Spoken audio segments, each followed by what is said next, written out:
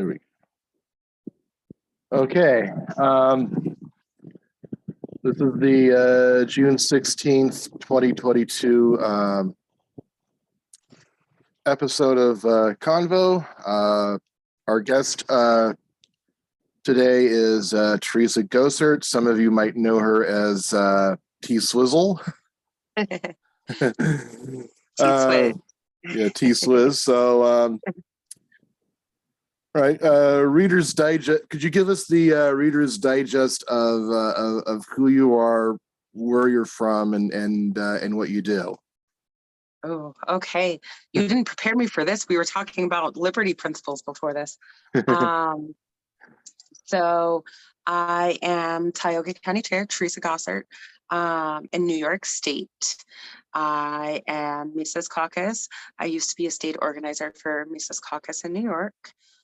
I also participate nationally with Mises Caucus and recently went to Reno, which I got to see you there. Yeah, I am a libertarian and I own 2 small businesses, have 4 kids, and yeah, that's what we do. That's what I do.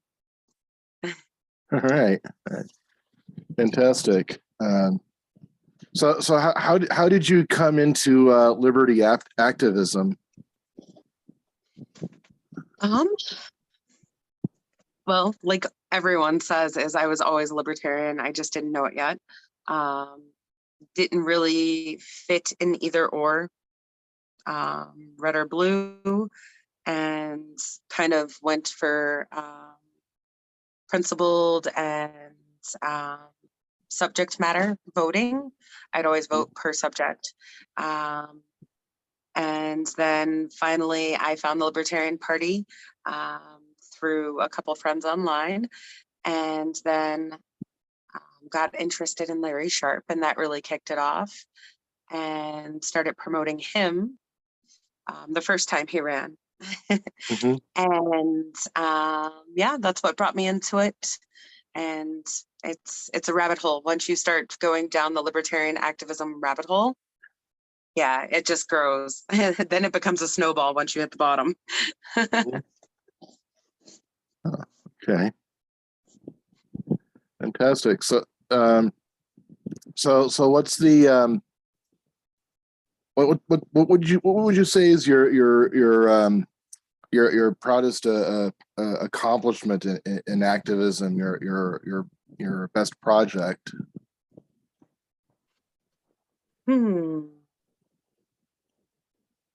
Definitely bringing more libertarians in, bringing more libertarians into the Tioga County party and committee. I'd also say working with Mises Caucus. I got to help build a lot of affiliates and help people who just were disenfranchised, who may have been interested in a libertarian candidate or whatever. I was doing a lot of cold calls and then turned into people who are now very active in the Libertarian Party. So that is always something where you get to see, you started them off, you talk to them, and then now they're being libertarian badasses, and you're like, yes. Yeah. Yes. Right on. What is Tioga County rural? What would you say it's most known for? Strawberry Festival. We're mostly known for Strawberry Festival and our downtown area, our architecture. It's like a Norman Rockwell photo. It's very quaint. It's the village I live in is about 3,000 people, and I think countywide it can't be more than 150,000. It's very rural, very rural. Yeah.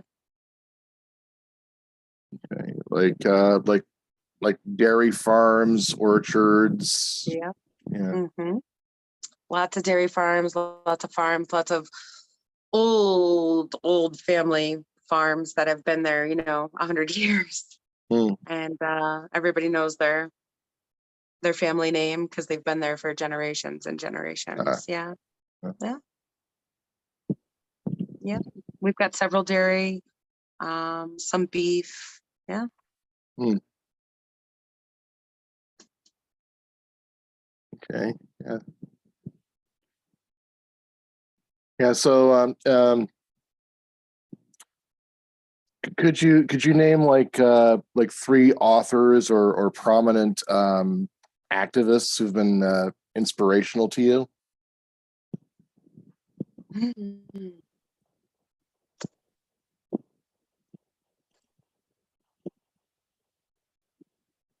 Do they have to be just libertarian authors? No, not necessarily. Okay. All right. Well, that opens the pool there. I think the first author uh, that truly impacted my life was Maya Angelou. Hmm. What a journey! I've read every single book she's written, and probably almost every poem she's written. She went through some of the most extreme situations and the civil rights, and yeah, she's been very influential in my life, and it's even historical knowledge too, because you kind of go as she grows through her books, and so you learn, like her version of the civil rights, her version of this event, this political event, or that one. Yeah, she was incredible, very empowering. And how I like to try to also empower people is as much in the style of Maya Angelou. Okay. So the next one.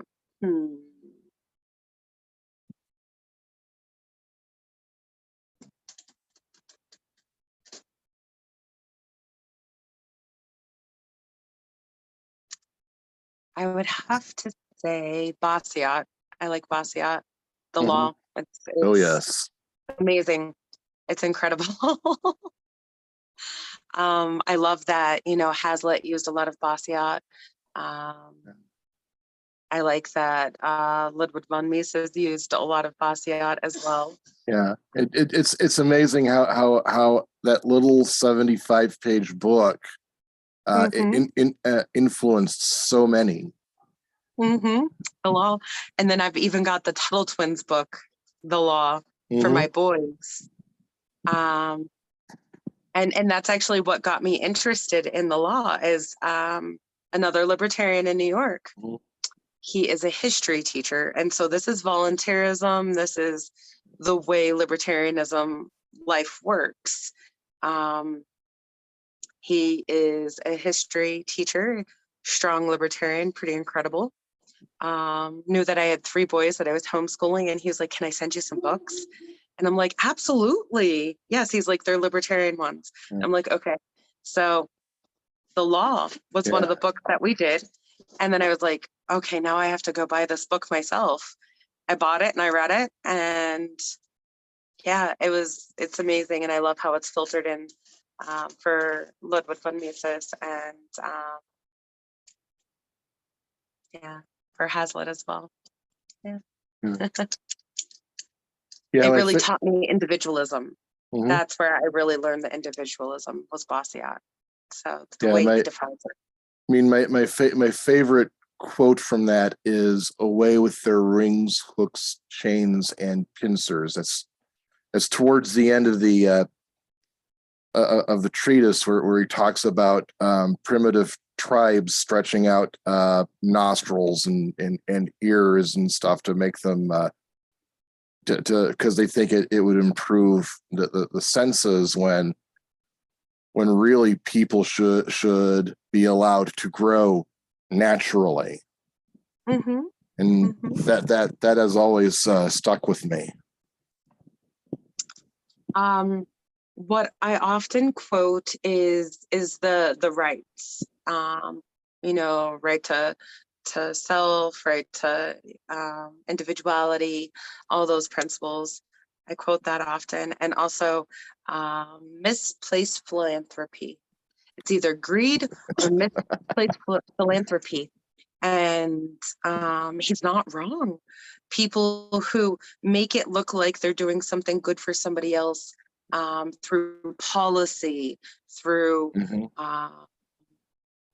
oh, it's for the kids. Oh, it's for science. Believe in science. It's misplaced philanthropy. Or virtue signaling. Yeah. That's misplaced philanthropy. One of the examples I give is, like this misplaced philanthropy. A lot of the, well, no, the left and the right both do it. They say they're doing good because they came into a different country and stopped the child labor. Well, little did they know that, okay, so you want to stop child labor, but mom and dad used to bring the kid to work because that's how they taught them a trade. And that's how they learned, like, what are they going to do with these kids now? Everybody's going to starve now. What was your plan after that? Woohoo, you stopped child labor. What was your plan after that? How are you going to take care of these people after that? And then after that problem, and after that problem, that's misplaced philanthropy, because you only look at, well, look, I did good. I'm doing a good thing. It's for the kids. But if those kids are now starving, how much good did you do them? What solution did you give them? You gave them nothing. Yep. So, all right, the third one. There's so many good ones. Yeah. I like to read a lot. I don't know, there's so many good ones. Right now I'm reading a book from Harrison Kemp in Maine. It's A Parasite's Paradise, and it follows the story of a slave and the comparison of slavery to where we're at with the state right now. Just it's like the same, and the way he characterizes it is really good. I like that. Have you read it? No, I've not. Yeah. So who's your favorite? Let's see. In no particular order, Dr. Paul, of course. The Revolution is my most frequent reread of his. Okay. I brought a copy of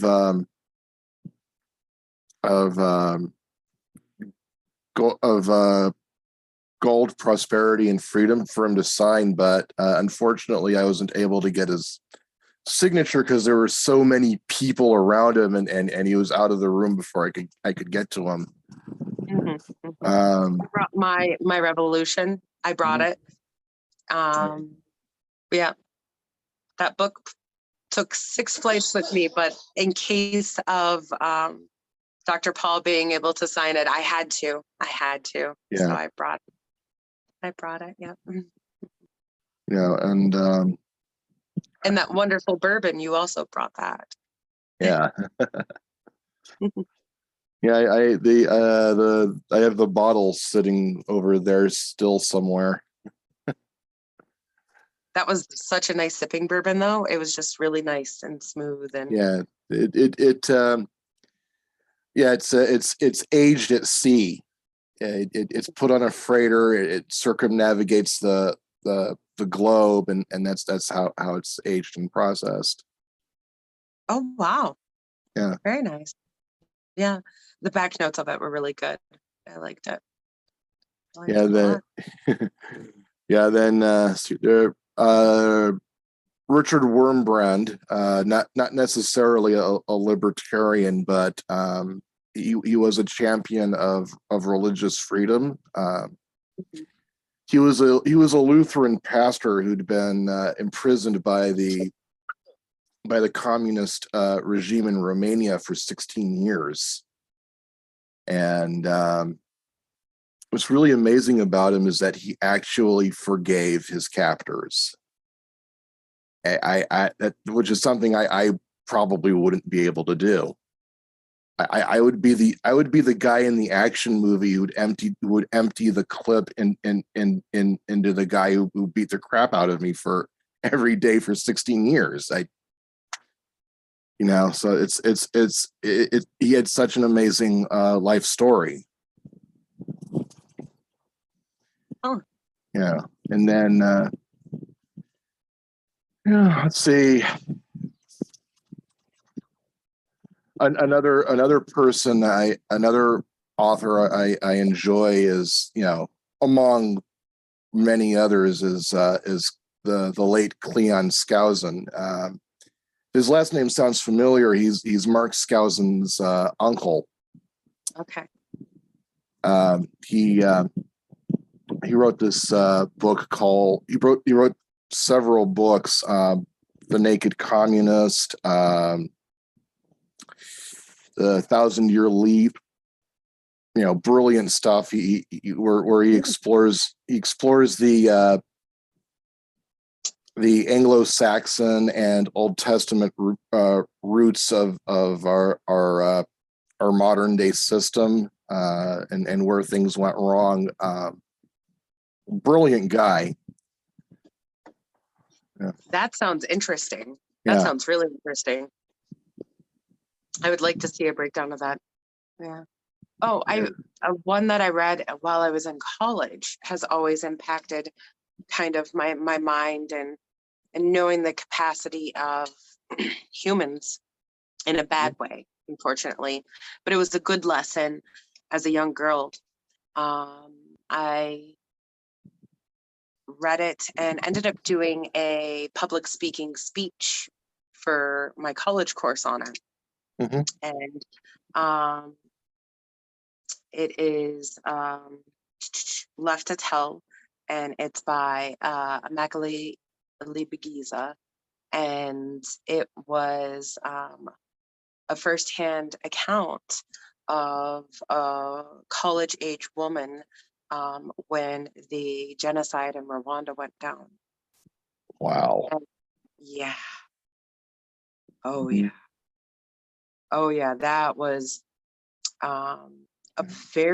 so how I found that book is I was a broke college student and I had a baby. And so I didn't have cable. I had bunny ears and I had PBS. And so I would watch PBS. And so they had this special on about her and about her book and how she was coming home from college and a lot of her family died, and how in an instant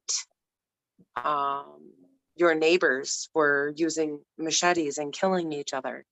Yeah. Right when that president died. Once that plane came down, it was full-on civil war between two fractions, much like our duopoly, the Hutu and the Tutsi.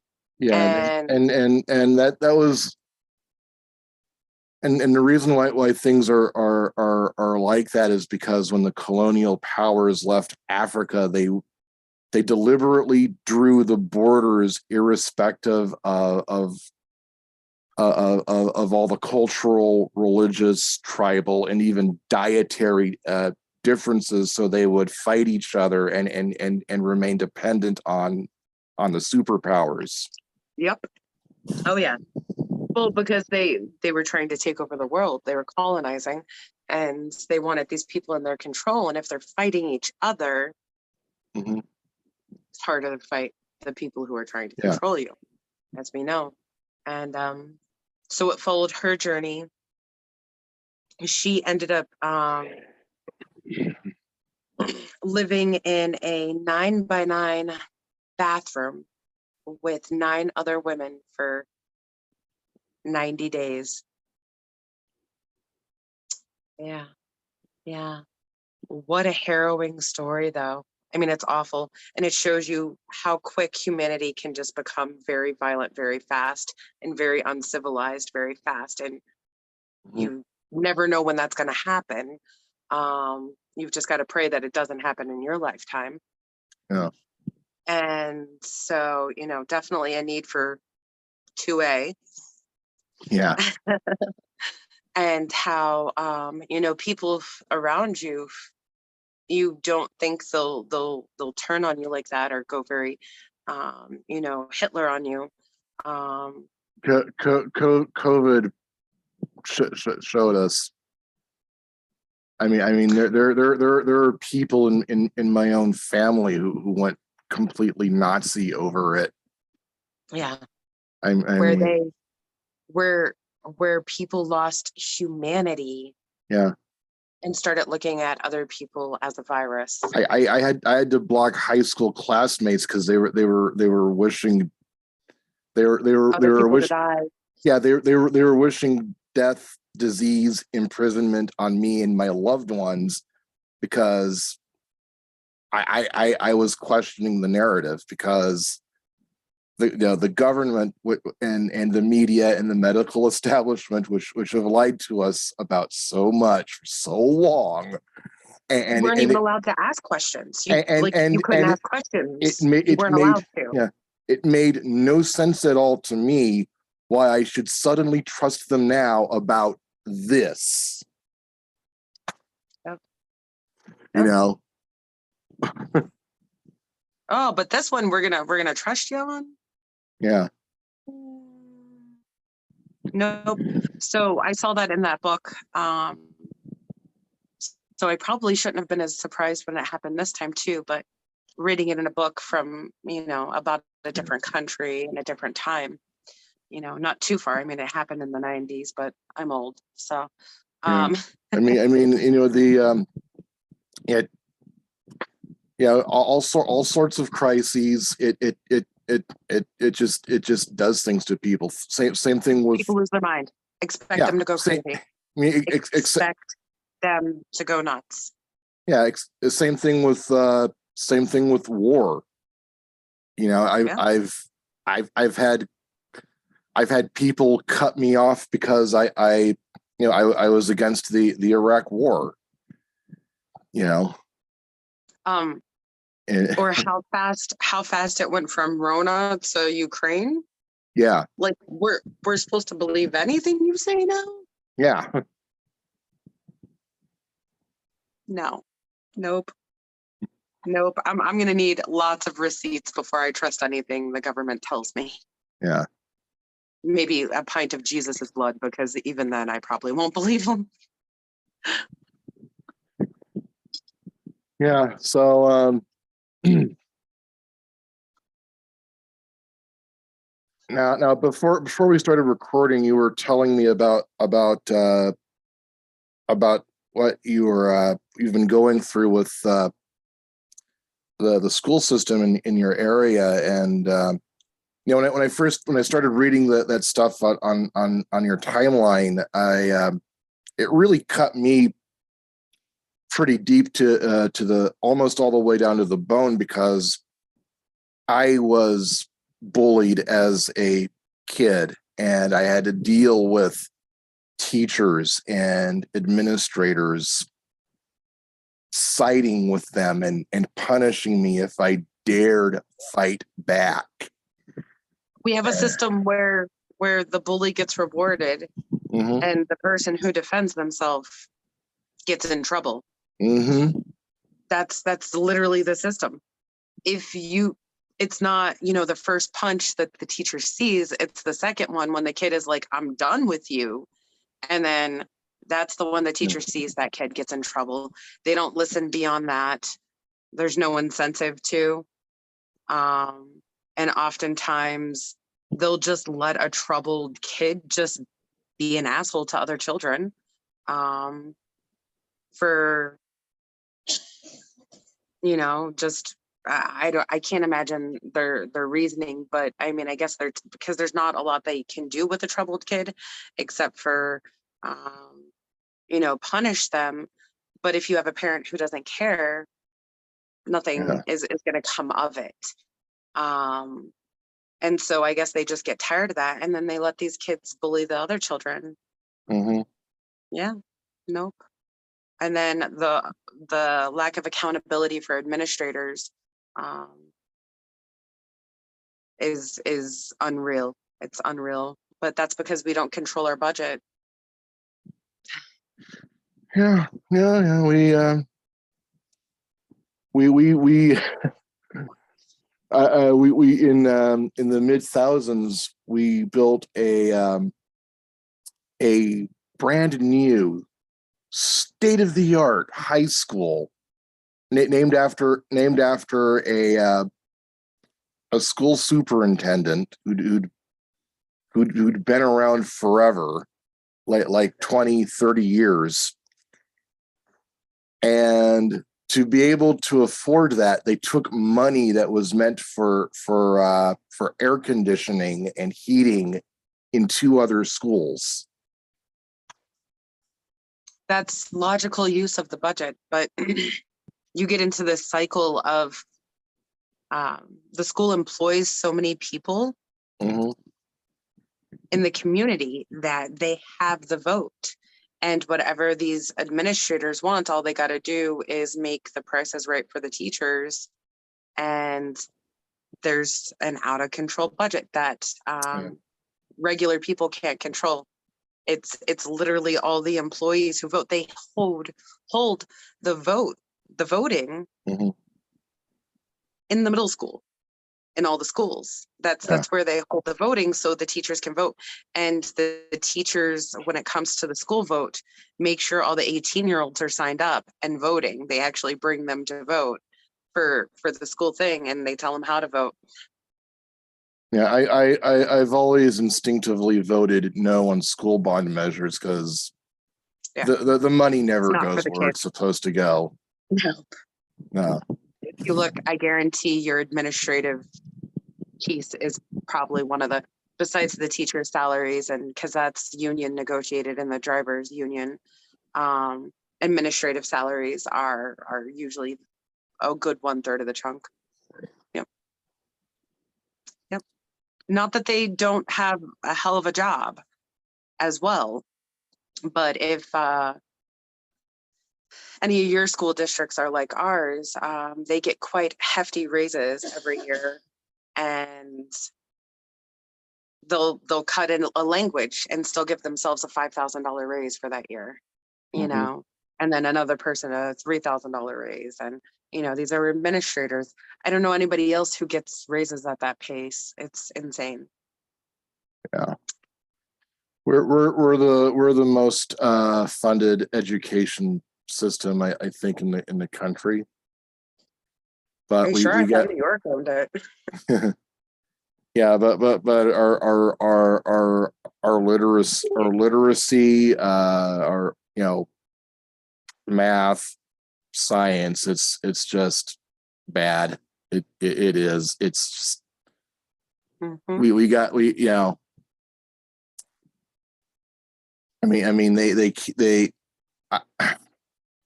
I can't They're not imagine educating. how horrible it is when can't imagine how horrible it is now. But when I was in high school, I was reading Homer's The Iliad. I was reading Shelley's Frankenstein.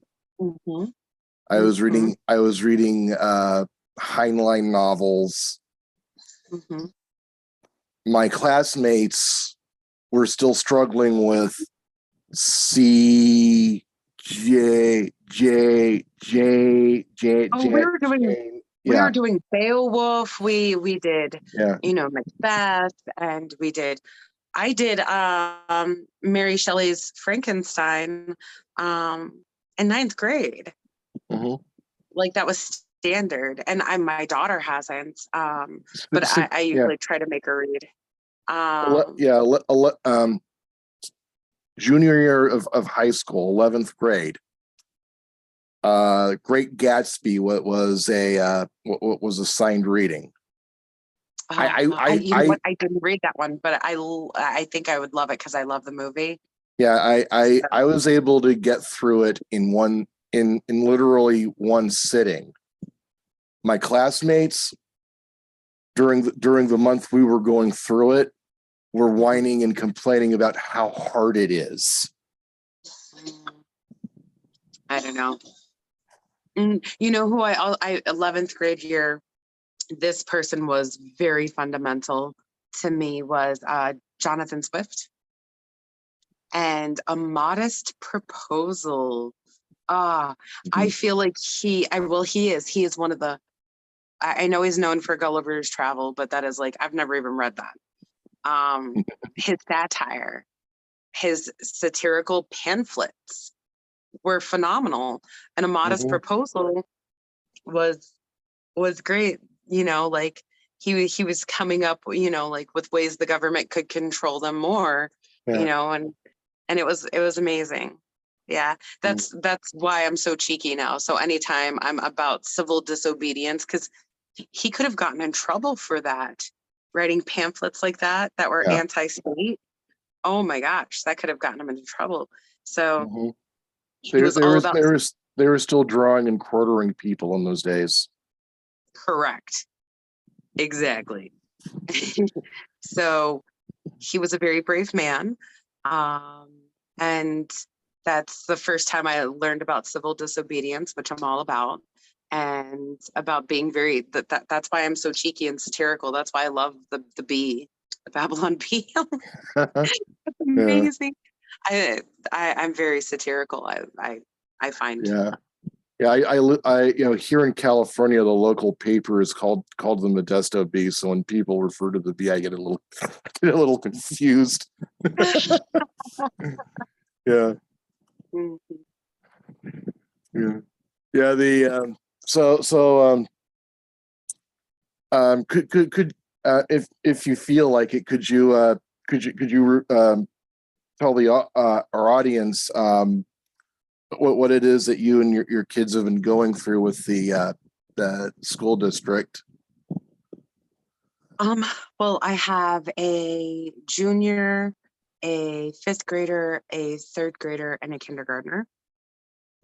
Um, and the biggest problem that we've had is not student bullying, it's staff bullying.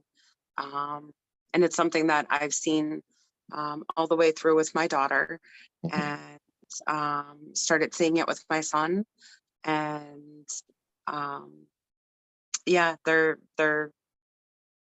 they oftentimes will egg other students on to also make fun of the student. Um, we've had several situations of that, where I've went in and out of homeschooling to avoid the teacher bullying one of my kids. Just a few weeks ago, a gym teacher was bullying my daughter because she wasn't participating enough, running fast enough, after she had just returned from having a surgical implant in her arm, and was making fun of her with students, and then I gave had her a a 0. I had PE teachers that liked to run as asthmatics around the track, and in those days there was this policy where students couldn't have their inhalers on them. They had to be kept in the nurse's office. Yeah, you can't control not breathing when you're an Yeah. asthmatic. That becomes a very dangerous situation. Um, yeah, I've had trouble getting a hold of administrators, getting them to call me back. Usually I have to go online and blast them. After I went online and you saw what I had posted, I finally, I put that in a parents group in the district, and they called me finally after several calls. I'm not the only parent. When I posted that, I found many other parents that have been through the same thing, where the staff are the worst bullies in the school, and the schools. It goes all the way through, and that is an administration problem, because they need to have a different environment for the staff, where the staff know that that's not okay. So back to the overpaid administrators who aren't held accountable. Yeah. There's a lot of that going around. So we're actually leaving the school district now. We were planning on moving. So we're hopefully going to find a sanctuary and a place that's hopefully better. So Yeah. yep. Yeah, Sorry it's that you had pardon. experiences. Yeah, yeah. It's just and like you said about how teachers like to play with IEPs. They really get off on having that power over kids' lives and Yeah. Um, I met that mom that told me about that at the ball field because our boys play baseball together and they're in the same class. mhm, Um, and so we were just having a random conversation and it struck up, and she she has two disabled boys, autistic, and then a couple other disorders. Um, and the more she advocated for her children, the worse it got. And the behavior of administrators and special um, uh, services teachers, where they would threaten her with changing the IEP, and then she also has home services that screws with. And mhm, uh, she was much more eloquent in the wording. Um, she's got a master's in childhood education, mhm, and so she works in other districts, so she knows the ins and outs, and she was much more eloquent talking about these matters. And me and her stood at the ball field and cried as moms together, like, oh my god, we're not alone. There's other parents who, like, the mhm. school district is just screwing around and not providing an education to our children and making them have this anxiety and hating school, hating it.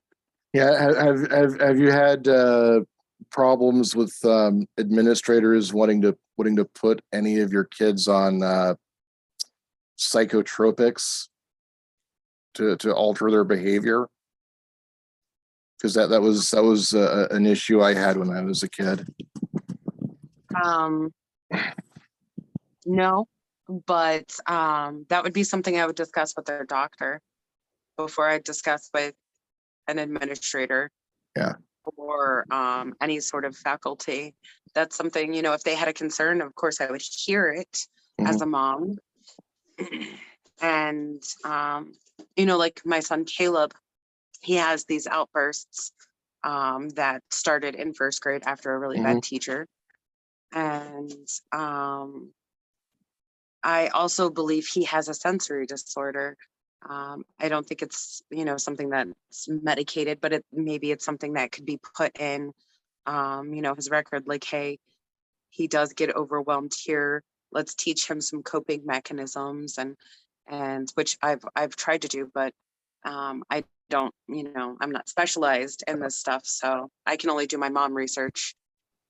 But there's definitely, you know, services and things that could help him that our school, I've been begging them, when he was in there, like, I think he has a sensory disorder. Um, I know as much as I can learn on the internet about it. mhm. Um, and they'd be like, no, no, no, no, no, no, no, no, no, no, no, no, no, no. And I learned from this other mom, it puts a lot of burden on them for each IEP there is. Um, so they're not always in favor of doing that. And so, I didn't take him to the doctor for it because the school told me there was no problem. And I kept thinking it was just me, my parenting. Yeah, So my actually, yeah. When I was in the 11th grade, we had a principal. Not the 11th grade. I mean the fourth grade. I was yeah.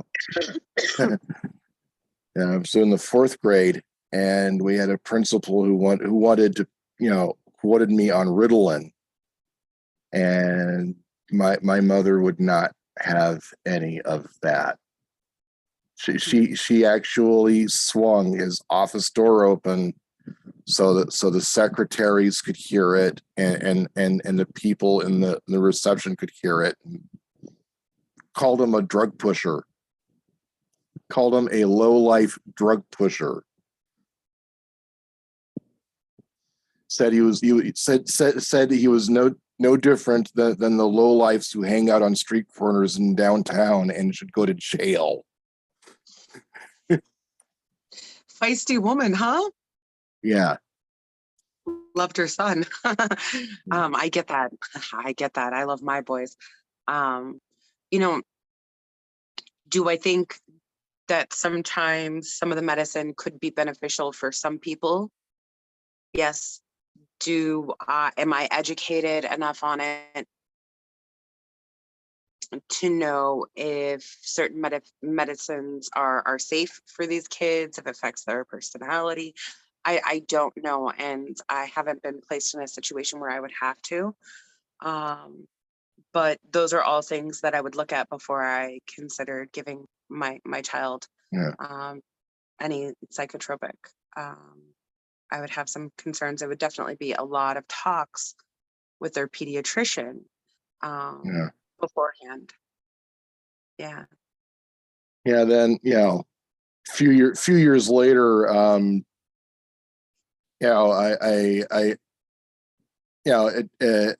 learned that some of my classmates, they would actually hoard their Ritalin, crush it up into powder, and snort it like coke and get high off of it.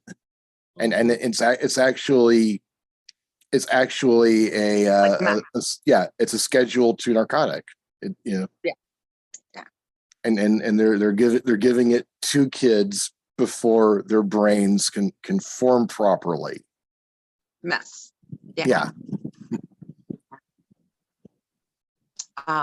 It would be a last resort. Yeah, I'm not very fond of that. Not saying some medicines don't help, but I think we've come a long way since the days of just Ritalin for ADD. We know about a lot more, neurodivergent type cases of different things now that we didn't know before. Yeah. So, science changes and grows, and you learn more, and when you know more, you do better, and it just we keep knowing more. It's pretty cool. Yeah. And this is Wizard, by the way. Pretty kid. Yeah. Whenever I'm on a Zoom call, he'll try to jump through the screen and play with the other people. Gotta have friends. How is he with the TV? Is he the same way? Yeah, TV, the mirror. He'll see the other cat and try to jump through and play with it. I do that in the mirror too, all the time.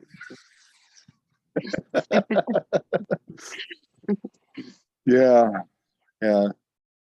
So what are your interests outside of politics? What kind of hobbies do you have? We're allowed to have a life beyond the LP?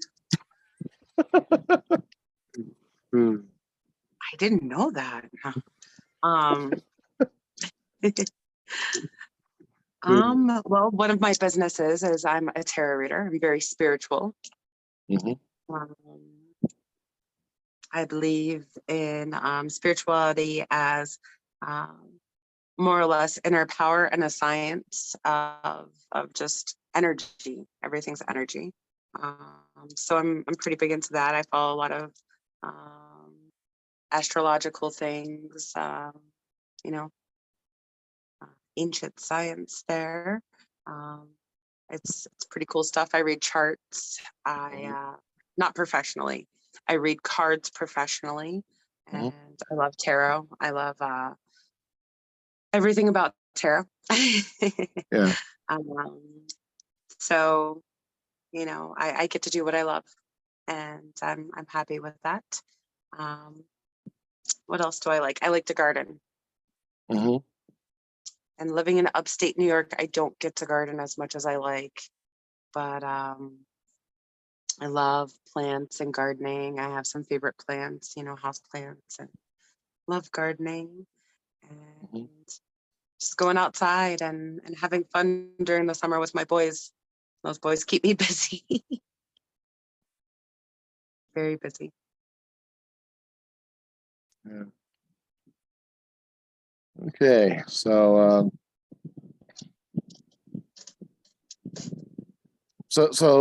what advice would you give to people who are, you know, starting out with activism?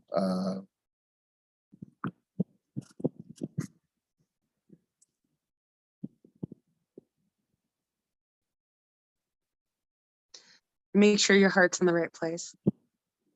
Make sure you're doing things for the right reasons. Make sure you're not just looking at things for a first glance. And if you know that you're right, upon, you know, vetting the situation well, then go for it and fight for it. And if you're not pissing people off, you're not effective.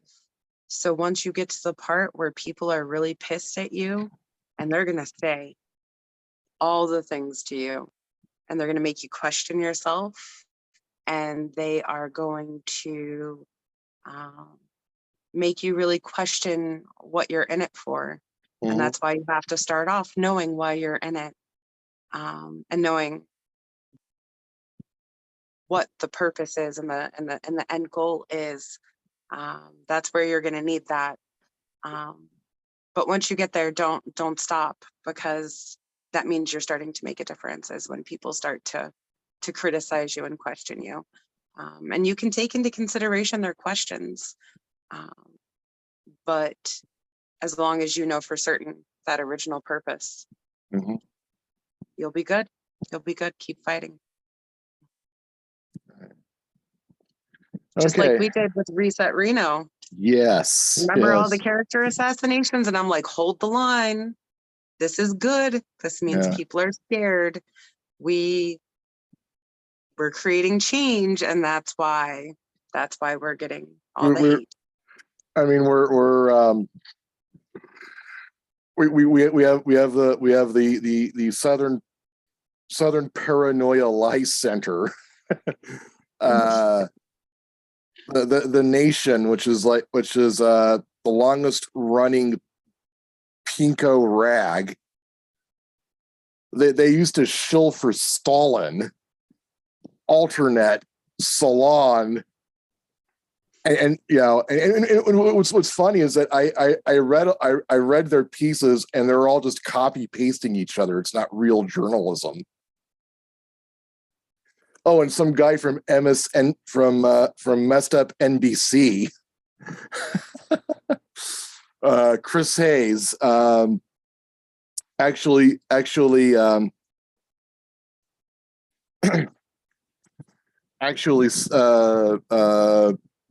left a comment below Reason's Twitter posting of their video of the Reno reset, saying, I have questions, please DM me.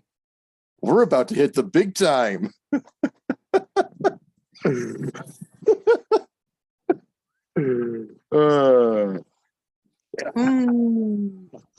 Reno reset. But you don't understand. Well, no, you do understand. But what a lot of people don't understand is I was about to leave the party completely. I was about to walk away because there was just such hate towards anyone who believed in any sort of individualism and was looking at like virtue signaling and all these other things. And you're like, no, this isn't okay. This is not what this party needs to be doing. We need to be fighting for our rights. And then you just get all this hate just because the simple concept that we're all individuals is not necessarily understood always in the Libertarian Party.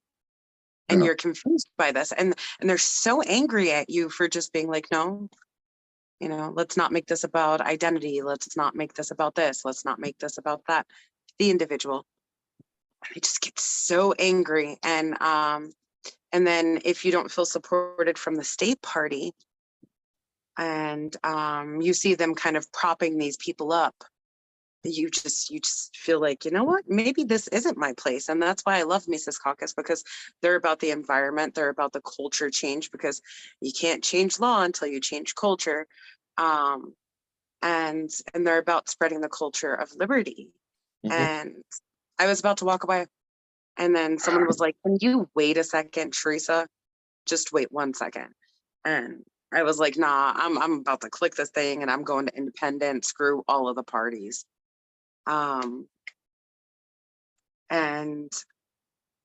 so Michael Heiss called me and challenged me. He's like, look, I've got this group.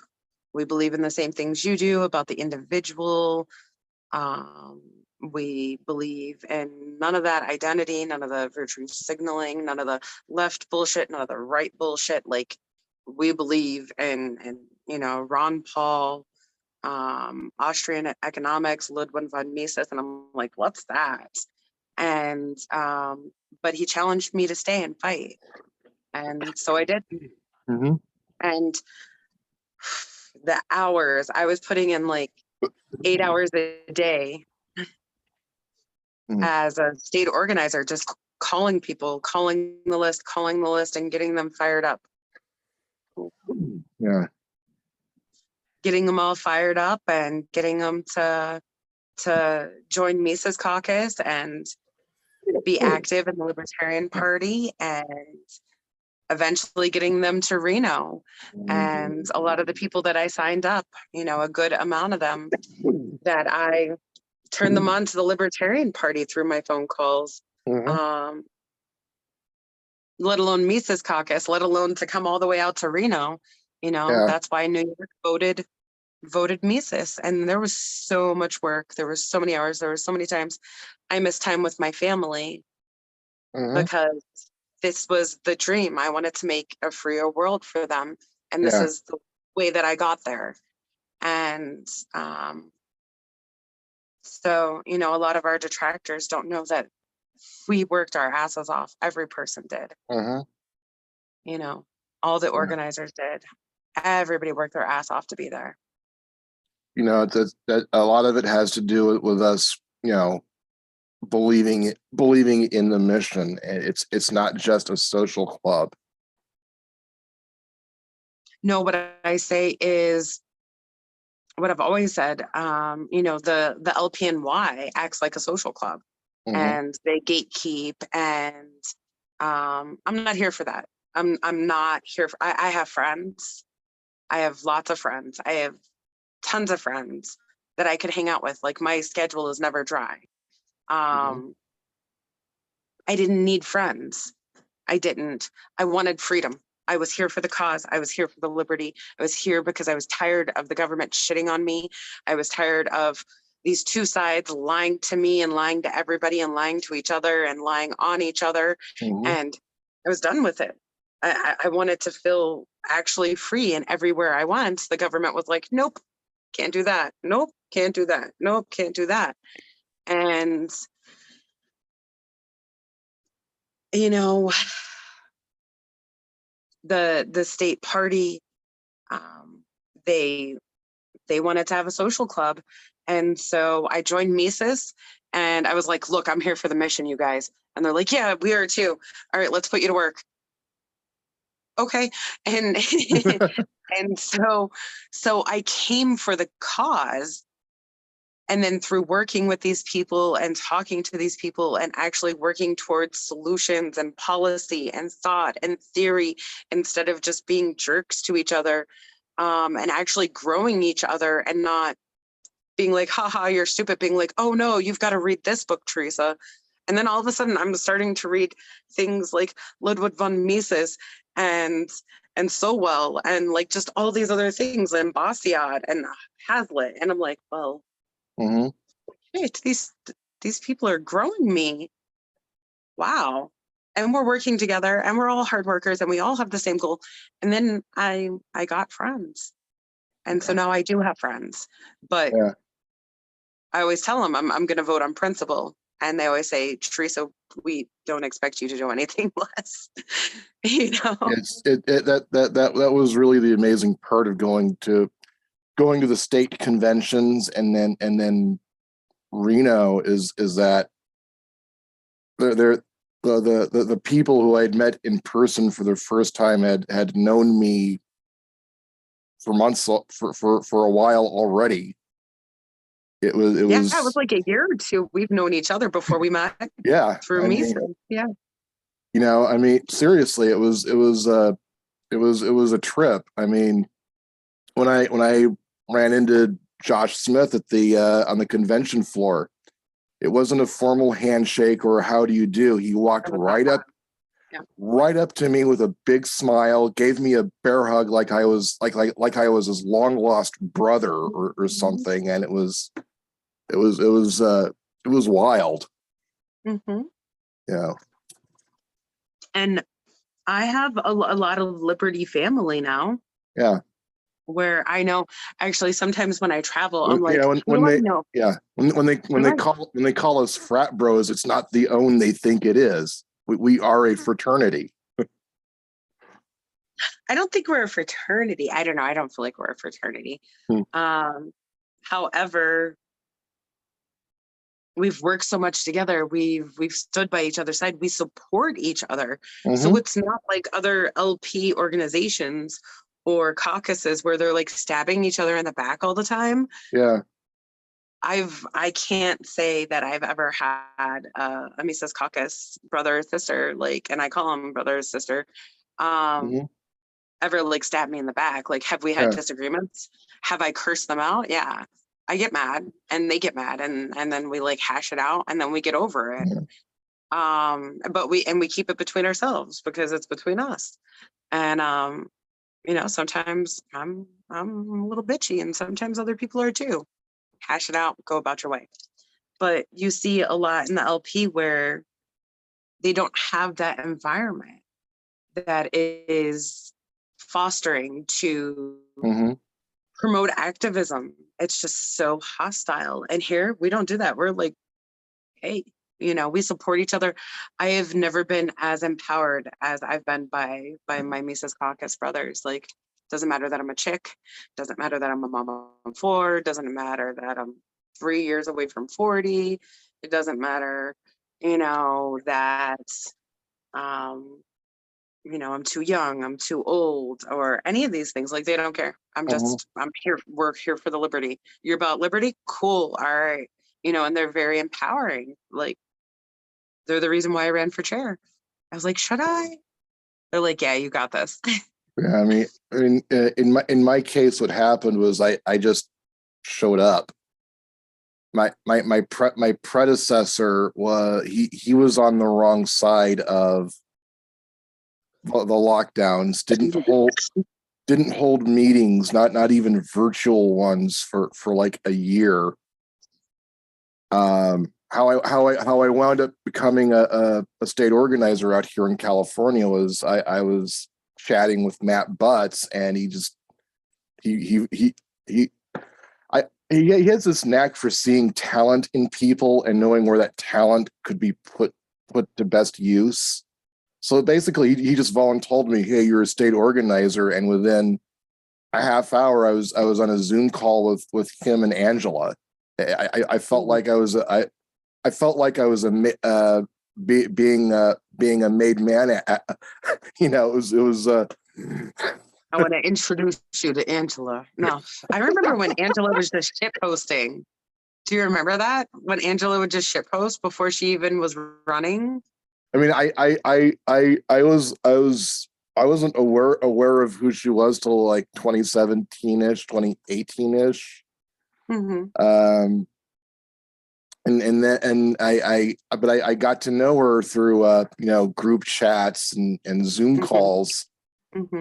You know, and you know, she's been a cheerleader to me in the stuff I've been doing here. Still is. She's incredibly professional. Yeah. Anytime I've worked with her, like, gets to it, responds to you really fast. Yeah, she does it. That's the other thing is that Yeah, she's national chair, but she hasn't forgotten about us. She Well, she she still keeps in touch. like you know how some people get in a leadership role and they're like condescending, or Mhm. they, there's a different tone. Anytime I work with her, it's not like that. Like Yeah, she's like, "Hey Theresa, can you do this for me?" Just like you or I. And I'm like, "Yeah, gotcha. What else do you want?" And she's very good at communicating as well. yeah. So I've liked working with her. I've worked with her like maybe one or two projects, if that, and it was very short and small, but it was pleasant. I've had shorter experiences working with people that I dreaded a lot more, Yeah. for certain.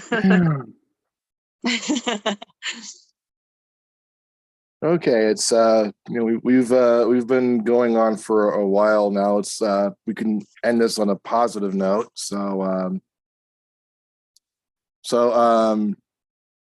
and any platforms you're active on that I can link to down in the show notes.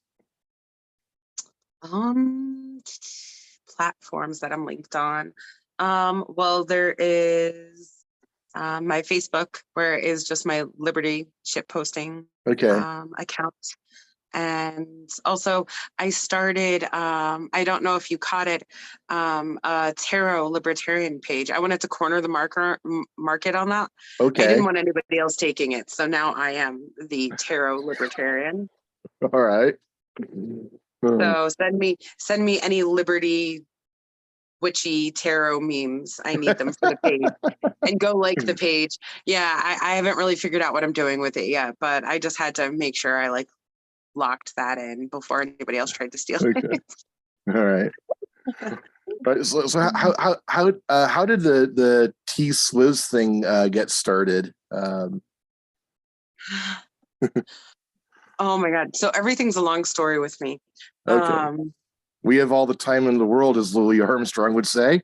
I had an issue with a stalker sending me some messages. My phone was compromised Oh boy. and my key was stolen. And yeah, it was an interesting time. And at that point, I had had a large influx of people with both my businesses and um, Libertarian. I just had like a large influx of people on my Facebook.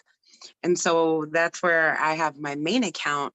And I really felt like whoever was doing it was really attached to that account. And so also I was like, you know what, maybe it's time to be a little bit more anonymous Hmm. and move a little bit differently.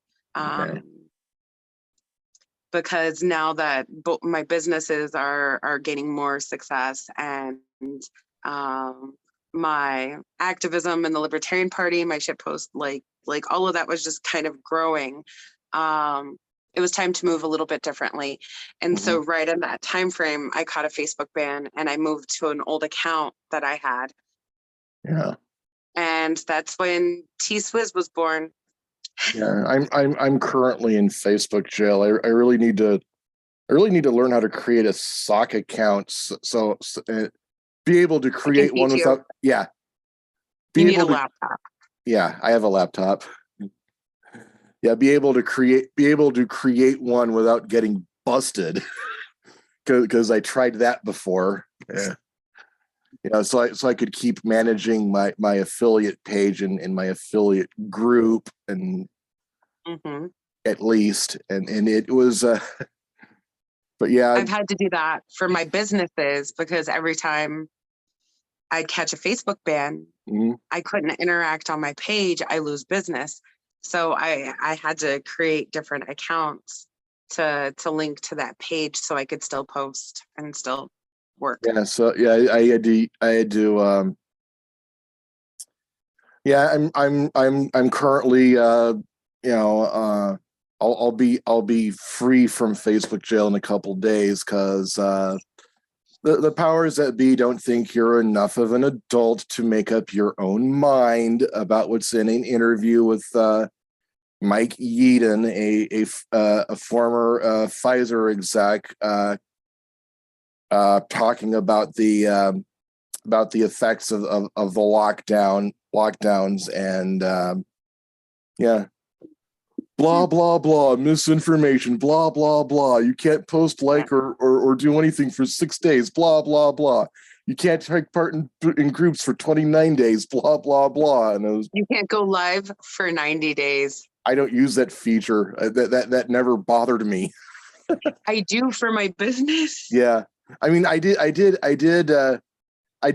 try to do like a live version of what I do on YouTube on there, and it was like chirping crickets. Nobody, hardly anyone interacting with me. Mhm. And then there was this one time I was trying to address a topic that was very near and dear to me, and what happened? Oh, my buddy Mike and his pal Brad thought it would be cute and funny to flood the chat with dick and fart jokes. Yeah. So I had to spend the hour with a paper over this part of the screen. Mhm. Mhm. Yeah, so that was the end of that experiment. I'm using TikTok now, trying to grow that. You can go live on TikTok as well. Yeah, But yeah, you have to hit like 1,000 or Mm. 1,200. I don't remember. Yeah. I don't use Instagram much. Do you use Instagram? I have an account, but I never use it. It's Me too. I think my LinkedIn gets more usage than Instagram. I don't even have a LinkedIn. Yeah, I mean, yeah, I mean, I have yeah, Twitter. I have Twitter. I use MeWe and Signal as well. yeah. I'm on MeWe. I love MeWe. It has the best features of the old Facebook. It's like the best alternative. I mean, if you look at the other alternatives, they're Parlor is boring, Minds is boring, Gab, it's just, the only redeeming quality of Gab is that I have an opportunity to verbally abuse Nazis. And yeah, and I can't keep up with my Signal. I'm in Signal groups, and they get mad at me because I don't. I go in there like once a month. My Discord, I'm horrible about checking. Don't yeah, message me on Discord. Like, the message will die there. yeah, Don't I'm message yeah. me on Signal. The message will die there. Yeah, I only use Discord for internal, caucus communications. Mm-hmm. Um, Yep, I that's the only thing I use. I only downloaded it because I was begged to, and I was like, fine. yeah, They're I like, mean, Theresa, you have to. You have to. You want to. yeah. You have to. So yeah, I'm active on Facebook, MeWe, Twitter. Really, Parlor's boring, Minds is boring. Gab, it's just swastikas and Pepe the Frog all over the place. There's Telegram, right? Yeah, I've never used it. I get don't even know what it Getter, is. yeah, Getter's boring. It's just BoomerCon echo chamber. Gotcha. Yeah. Ooh, I just bought Scott Horton's Enough already. Oh, you I did, can't wait to yeah, read it. Have you yeah. read it yet? That was the book that I had signed. Yeah, Oh, yeah. he suggested it to me, That and was so the I have to get back to him on it.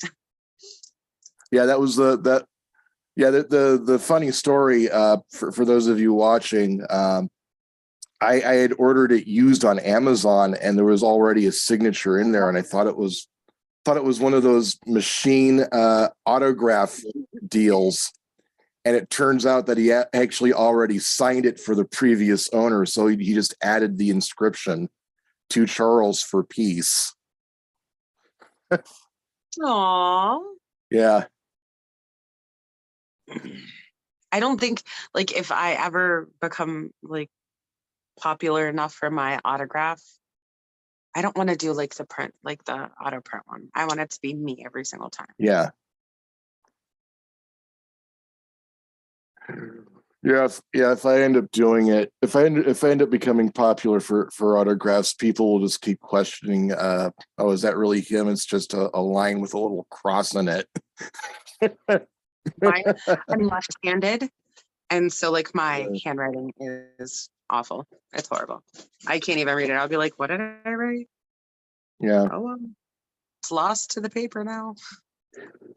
Yeah, I'm actually ambidextrous. I was born left-handed, but my mother kept making me use my right hand, and my grandmother was that way too. I think we all are, all lefties are to some extent, because there are just some things you have to do right-handed. Yeah. And there's some tools that are just not made for lefties. So you like, I cut with scissors with my right, Mm-hmm. which is weird, but yeah, I think all left-handed people have had to learn to become ambidextrous. I can't say it right now. Ambidextrous in some capacity or Yeah. another. Yeah, it's a right-handed world. So All right. Well, I work graveyard shift, so I got to get ready soon. So, and I'm sure it's late wherever it is you're at. And 9:21. So yeah. All right. Well, definitely time for bed. yeah. I'll stop recording here. So yeah. So check out the links below in the show description. It was great having you. We'll stop the recording right here.